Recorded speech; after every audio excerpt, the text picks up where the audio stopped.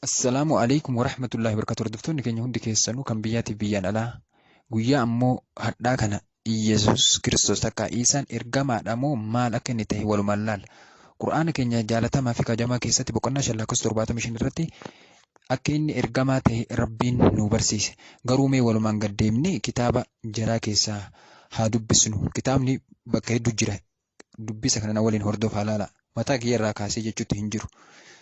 Yohaannis boqonnaa 7:33 irratti akkana jedhu. Iyesuus yeroo sanitti eega ani yeroo gabaabduu duwwaadhaaf isin bira jira. Kana booddee gara isa na ergee nan dhaqa jedhe. Gara isa na ergee jedhe. Ergamaa ta'uu isaa mirkaneesse. Laalladha.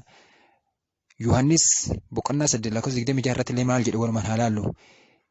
Isa na erge irraa waan dhagaye biyya lafatti nan dubbadha. Inni na erges dhuga qabeessa jedhe. Kanaaf bakki inni itti ergamaa jedhu bakka hedduudha. Yohaannis boqonnaa 5:30 irratti illee akkasuma jedha. Yohaannis boqonnaa 5:24 irratti illee akkasuma jedha. Kanaaf hunda keessanuu hordoftanii jala deemtanii qabattanii irraa fayyadamuun amaanaadha. Kitaabni biraa ammallee kammaa inni ergamaa jedhame walumaan haa laallu. Wangeela Yohaannis boqonnaa 14:24 irratti illee, Luqaas boqonnaa 10:16 irratti illee, Yohaannis boqonnaa 12:44 irratti illee, Yohaannis boqonnaa 12:49 irratti illee, Yohaannis boqonnaa 8:29 irratti illee, ammas Wangeela Luqaas boqonnaa 5:1 irratti illee kun martuu bakka inni itti ergamaa jedhu.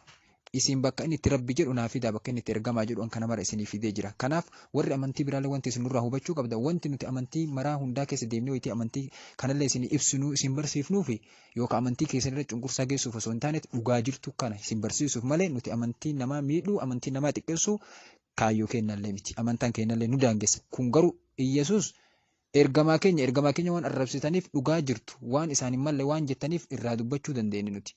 Nagaa irra naa tura.